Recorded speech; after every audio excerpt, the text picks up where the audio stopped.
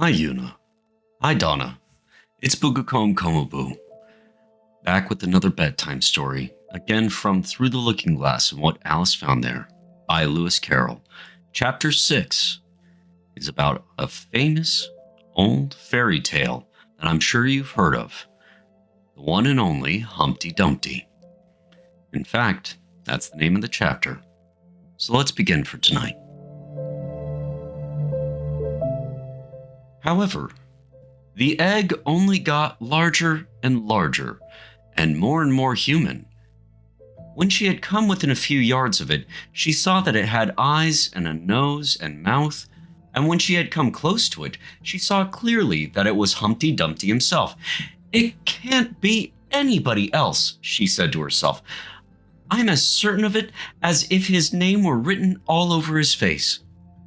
It might have been written 100 times easily on that enormous face. Humpty Dumpty was sitting with his legs crossed, like a Turk, on the top of a high wall. Such a narrow one that Alice quite wondered how he could keep his balance. And, as his eyes were steadily fixed in the opposite direction, and she didn't take the least notice of her, she thought he must be a stuffed figure after all. "And how exactly like an egg he is," she said aloud, standing with her hands ready to catch him, for she was every moment expecting him to fall. "It's very provoking," Humpty Dumpty said after a long silence, looking away from Alice as he spoke. "To be called an egg. Very." "I said you looked like an egg, sir," Alice gently explained. "And some eggs are very pretty, you know," she added, hoping to turn her remark into a sort of compliment. "Some people," said Humpty Dumpty, looking away from her as usual, "have no more sense than a baby." Alice didn't know what to say to this. It wasn't at all like conversation, she thought, as he never said anything to her. In fact, his last remark was evidently addressed to a tree. So she stood and softly repeated to herself, "Humpty Dumpty sat on a wall. Humpty Dumpty had a great fall. All the king's horses and all the king's men couldn't put Humpty Dumpty in his place again." That last line is much too long for the poetry, she added, almost out loud, forgetting that Humpty Dumpty would hear her. "Don't stand there chattering to yourself like that," Humpty Dumpty said, looking at her for the first time. "But tell me your name and your business." "My name is Alice, but—" "It's a stupid enough name," Humpty Dumpty interrupted impatiently. "What does it mean?" "Must a name mean something?" Alice asked doubtfully. "Of course it must," Humpty Dumpty said with a short laugh. "My name means the shape I am, and a good handsome shape it is too. With a name like yours, you might be any shape almost." "Why do you sit out here all alone?" said Alice, not wishing to begin an argument. "Why, because there's nobody with me," cried Humpty Dumpty. "Did you think I didn't know the answer to that? Ask another." "Don't you think you'd be safer on the ground?" Alice went on, not with any idea of making another riddle, but simply in her good-natured anxiety for the queer creature. "That wall is so very narrow." "What tremendously easy riddles you ask," Humpty Dumpty growled out. "Of course I don't think so. Why, if I ever did fall off, which there's no chance of, but if I did—" Here he pursed his lips and looked so solemn and grand that Alice could hardly help laughing. "If I did fall," he went on, "the king has promised me— you may turn pale, if you like. You didn't think I was going to say that, did you? The king has promised me, with his very own mouth, to send all his horses and all his men?" Alice interrupted rather unwisely. "Now I do declare that's too bad," Humpty Dumpty cried, breaking into sudden passion. "You've been listening at doors and behind trees and down chimneys, or you couldn't have known it." "I haven't indeed," Alice said very gently. "It's in a book." "Ah, well," They may write such things in a book, Humpty Dumpty said in a calmer tone. That's what you call a history of England, that is. Now, take a good look at me. I'm the one that has spoken to a king. I am. Mayhap you'll never see such another. And to show you I'm not proud, you may shake hands with me. And he grinned almost from ear to ear as he leaned forwards and, as nearly as possible, fell off the wall in doing so and offered Alice his hand. She watched him a little anxiously as she took it. If he smiled much more, the ends of his mouth might meet behind, she thought, and then I don't know what would happen to his head. I'm afraid it would come off. Yes, all his horses and all his men, Humpty Dumpty went on. They'd pick me up in a minute, they would. However, this conversation is going on a little too fast. Let's go back to the last remark but one. I'm afraid I can't quite remember it, Alice said very politely. In that case, we start fresh, said Humpty Dumpty. And it's my turn to choose the subject. He talks about it as if it were a game, thought Alice. So here's a question for you. How old did you say you were? Alice made a short calculation and said, 7 years and 6 months. Wrong, Humpty Dumpty exclaimed triumphantly. You never said a word like it. I thought you meant, how old are you? Alice explained.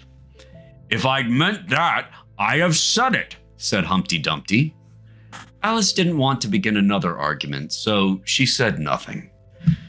6 years, 7 years, and 6 months. Humpty Dumpty repeated thoughtfully. An uncomfortable sort of age. Now, if you'd asked my advice, I'd have said leave off at 7, but it's too late now. I never ask advice about growing, Alice said indignantly. Too proud? The other inquired. Alice felt even more indignant at this suggestion. I mean, she said, that one can't help growing older. One can't, perhaps, said Humpty Dumpty, but 2 can. With proper assistance, you might have left off at 7. What a beautiful belt you've got on, Alice suddenly remarked. They had had quite enough of the subject of age, she thought. And if they were really to take turns in choosing subjects, it was her turn now. At least, she corrected herself upon second thoughts, a beautiful cravat. I should have said, no, a belt. I mean, I beg your pardon, she added in dismay, for Humpty Dumpty looked thoroughly offended, and she began to wish she hadn't chosen that subject. If I only knew, she thought to herself, which was neck and which was waist. Evidently, Humpty Dumpty was very angry, though he said nothing for a minute or two. When he did speak again, it was in a deep growl. It is a most provoking thing, he said at last, when a person doesn't know a cravat from a belt. I know it's very ignorant of me, Alice said in a so humble tone that Humpty Dumpty relented. It's a cravat, child, and a beautiful one, as you say. It's a present from the White King and Queen. There now. Is it really? Alice said, quite pleased to find that she had chosen a good subject after all. They gave it to me, Humpty Dumpty continued thoughtfully as he crossed one knee over the other and clasped his hands around it. They gave it me for an unbirthday present. I beg your pardon? Alice said in a puzzled air. I'm not offended, said Humpty Dumpty. I mean, what is an unbirthday present? A present given when it isn't your birthday, of course. Alice considered a little. I like birthday presents best, she said at last. You don't know what you're talking about, cried Humpty Dumpty. How many days are there in a year? 365, said Alice. And how many birthdays have you? 1.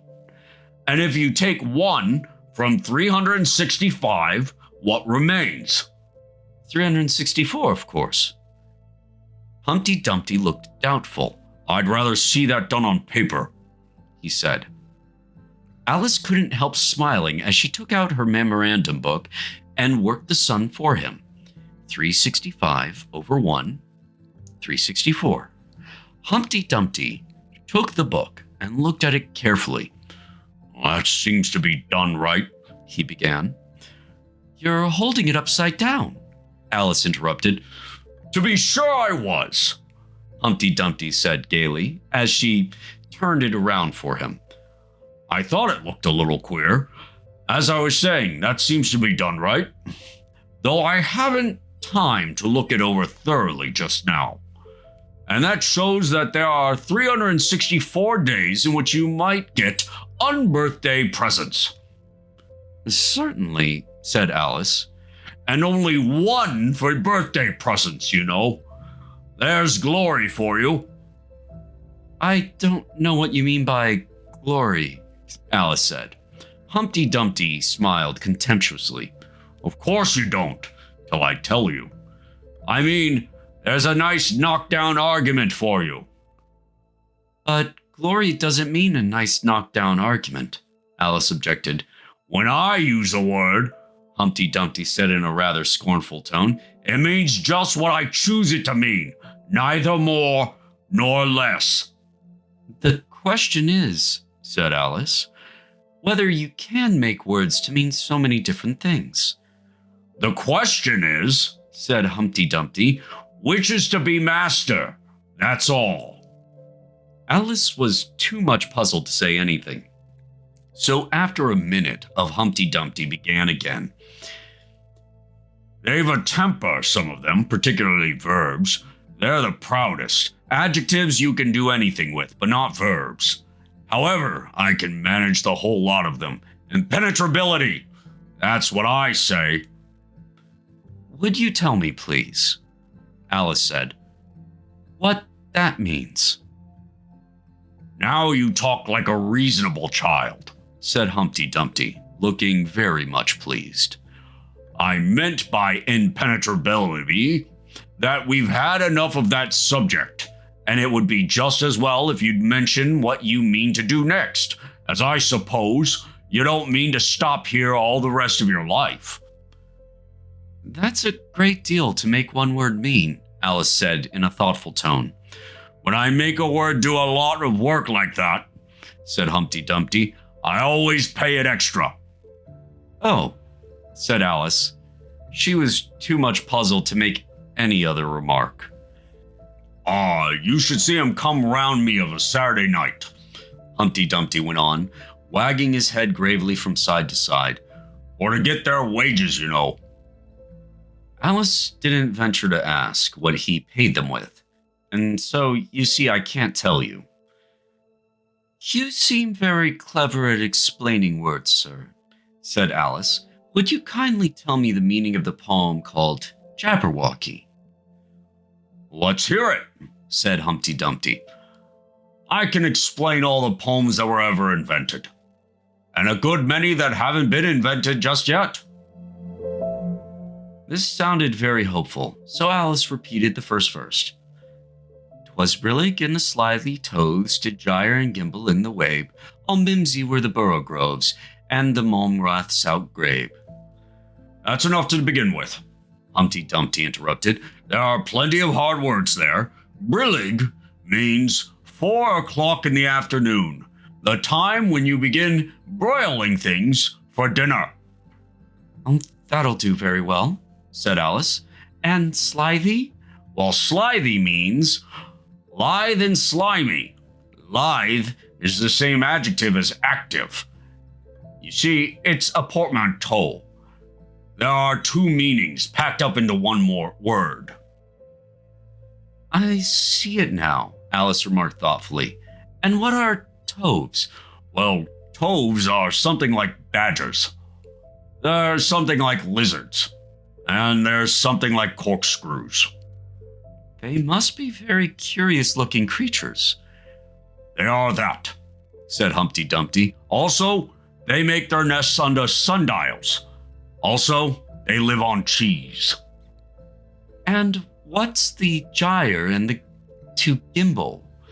To gyre is to go round and round like a gyroscope. To gimbal is to make holes like a gimlet. And the wabe is the grass plot round the sundial, I suppose? Said Alice, surprised at her own ingenuity. Of course it is. It's called wabe, you know, because it goes a long way before it and a long way behind it. And a long way beyond it on each side, Alice added. Exactly so. Well then, mimsy is flimsy and miserable. There's another portmanteau for you. And a borough is a thin, shabby-looking bird with its feathers sticking out all round. Something like a live mop. And then the mome raths, said Alice. I'm afraid I'm giving you a great deal of trouble. Well, a rath is a sort of green pig, but mome, I'm not certain about. I think it's short for from home, meaning that they lost their way, you know. And what does outgrabe mean?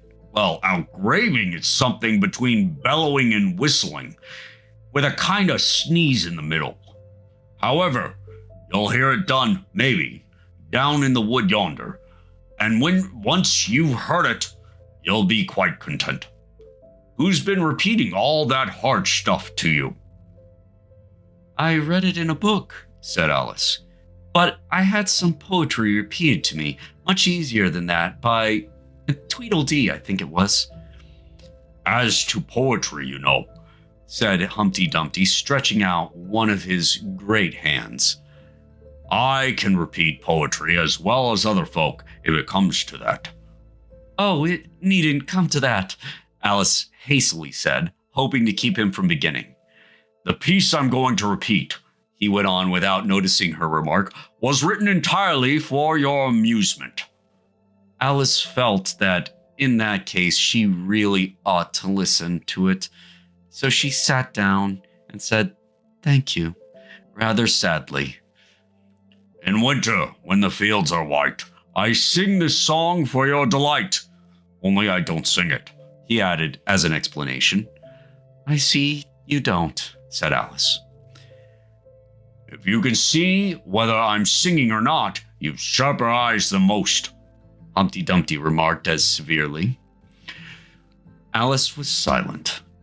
In spring, when the woods are green, I'll try and tell you what I mean. Thank you very much, said Alice.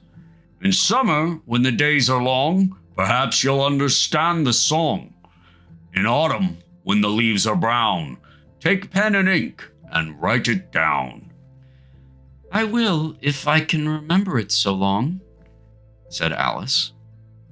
You needn't go on making remarks like that, Humpty Dumpty said. They're not sensible, and they put me out. I sent a message to the fish. I told them, this is what I wish. The little fishes of the sea, they sent an answer back to me. The little fish's answer was, we cannot do it, sir, because... I'm afraid I don't quite understand, said Alice. It gets easier further on, Humpty Dumpty replied. I sent to them again to say it will be better to obey. The fishes answered with a grin. Why, what a temper you are in. I told them once, I told them twice. They would not listen to advice. I took a kettle large and new, fit for the deed I had to do. My heart went hop, my heart went thump. I filled the kettle at the pump. Then someone came to me and said, the little fishes are in bed. I said to him, I said it plain, then you must wake them up again. I said it very loud and clear. I went and shouted in his ear. Humpty Dumpty raised his voice almost to a scream as he repeated this verse, and Alice thought with a shudder, I wouldn't have been the messenger for anything. But he was very stiff and proud. He said you needn't shout so loud. And he was very proud and stiff. He said I'd go and wake them if I took a corkscrew from the shelf and went to wake them up myself.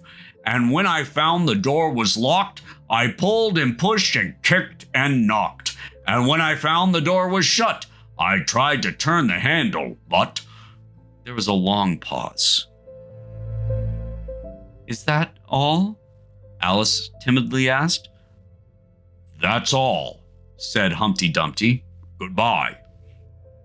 This was rather sudden, Alice thought, but after such a very strong hint that she ought to be going, she felt that it would hardly be civil to stay. So she got up and held out her hand. Goodbye till we meet again, she said as cheerfully as she could. I shouldn't know you again if we did meet, Humpty Dumpty replied in a discontented tone, giving her one of his fingers to shake. You're so exactly like other people. The face is what one usually goes by, generally, Alice remarked in a thoughtful tone. That's just what I complain of, said Humpty Dumpty. Your face is the same as everybody has. The two eyes, so... Marking their places in the air with his thumb.